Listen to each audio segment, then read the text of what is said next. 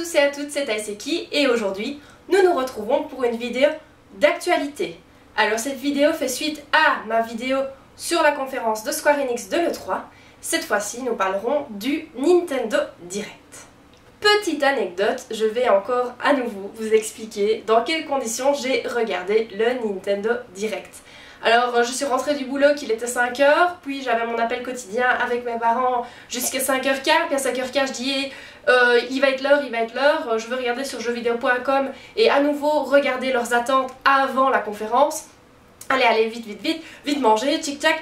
Ça a été l'empressement et puis finalement j'étais à l'heure devant mon bureau, devant mes écrans.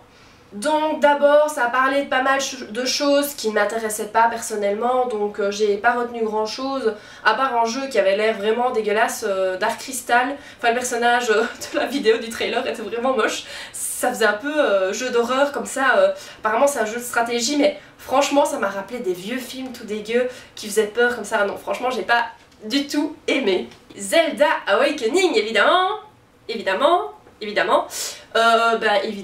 tout mignon, tout beau, tout coloré, franchement, moi j'y ai personnellement pas joué, donc voilà, je suis pas une grande fan de Zelda non plus, même si j'ai un t-shirt ça ne veut rien dire.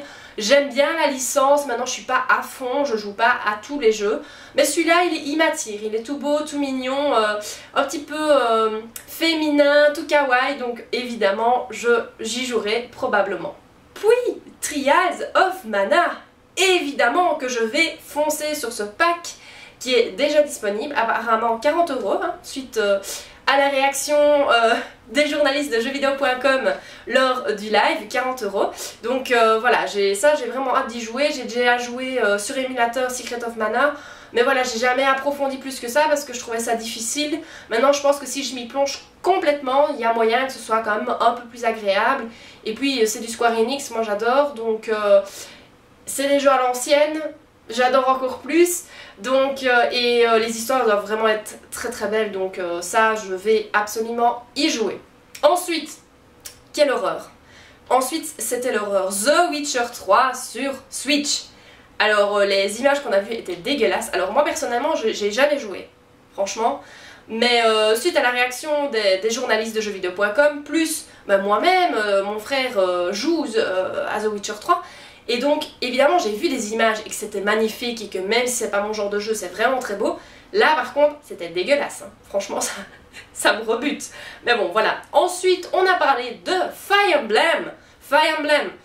Donc là j'étais toute contente, malheureusement qu'un mini trailer. Et je me suis dit mais enfin je restais un peu sur ma faim.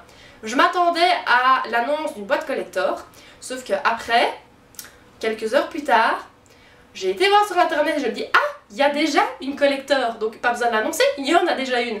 Et donc je me suis dit mais t'as pas précommandé le jeu, est-ce que tu auras ce collector ou es-tu encore en retard pour commander? Non, heureusement j'ai eu une boîte collector, donc je suis rassurée, c'est précommandé. Donc dans ce trailer on a vu donc les personnages vieillis, donc oh le chat. Donc je continue, merci le chat de m'avoir coupé. On a vu les personnages un peu vieillis et j'ai pas trop compris, ça allait très très vite. Mais franchement il y a des personnages dont Dimitri plus âgé qui a l'air d'être méchant, j'adore franchement. J'ai hâte, mais je vous en parlerai dans une autre vidéo où je m'attarderai plus sur Fire Emblem, surtout, où je vous expliquerai un petit peu ce que j'aime dans cette série, comment j'ai rencontré cette série, mes premiers contacts avec la série, et évidemment je vous parlerai de mes attentes de Fire Emblem Heroes. Bien sûr que non, ça c'est le jeu que je peux plus jouer, merci la Belgique. Fire Emblem Three Houses, et évidemment ma réaction par rapport au Tree House, qui a eu donc le lendemain avec évidemment là des images du jeu. Donc moi qui étais restée sur ma faim suite au Nintendo Direct où il y avait juste un petit trailer, là il y avait du gameplay et là je vous en parlerai dans une autre vidéo parce que j'ai énormément de choses à dire. Il y a plein d'annonces d'autres jeux qui ne m'intéressent pas vraiment. Il y avait peut-être Astral Chain qui avait l'air pas mal mais bon ça ne me tente pas trop. Puis on a vu du gameplay par après.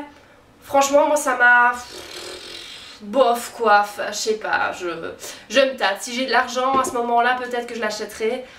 Sinon je ne l'achèterai pas, bon c'est pas dramatique. Mais il n'y a rien d'autre qui m'a vraiment... voilà. Sauf, de nouveau du Zelda, Breath of the Wild 2. Alors moi j'ai pas joué à Breath of the Wild, je dois avouer que j'ai regardé mon frère jouer, ça avait l'air très bien, hein, c'est pas ça, mais voilà. Mais là le trailer du 2, enfin les premières images, je me suis dit ah, ça a l'air bien. D'ailleurs au début, comme un journaliste de jeuxvideo.com, je prenais mes notes, puis je mets ah ça a l'air du Breath of the Wild, je note Breath of the Wild DLC. Et puis la seconde partie de Breath of the Wild est en cours de développement. Et là je me dis, ah non, pas DLC, 2. Mais ça m'a fait rire parce que j'étais pas la seule à me dire, ah c'est un DLC, parce que j'ai reconnu les personnages, le style de vêtements, cette lueur verte, etc.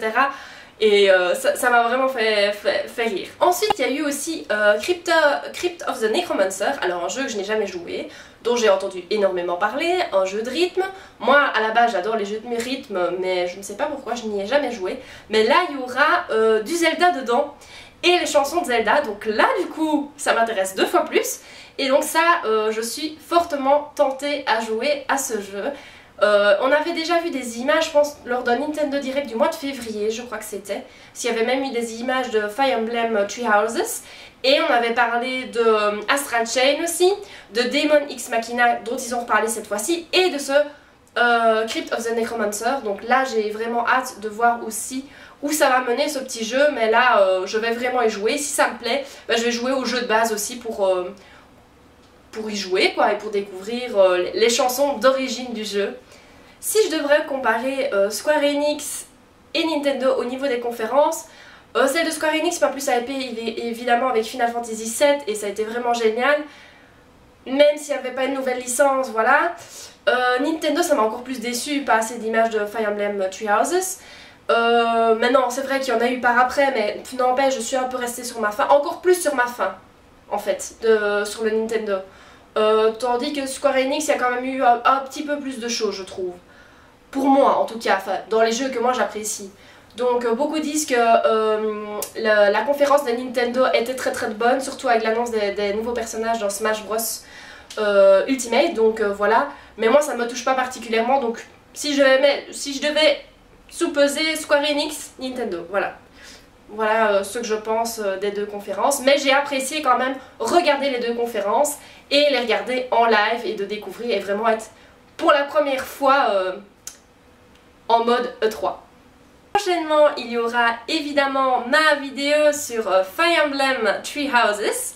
J'espère que vous la regarderez, j'espère aussi que cette vidéo-ci vous aura plu, la précédente également, autant faire plein de pub hein. Et sur ce, bah, je vous laisse, bonne journée, bonne soirée, bonne nuit, à bientôt, bisous.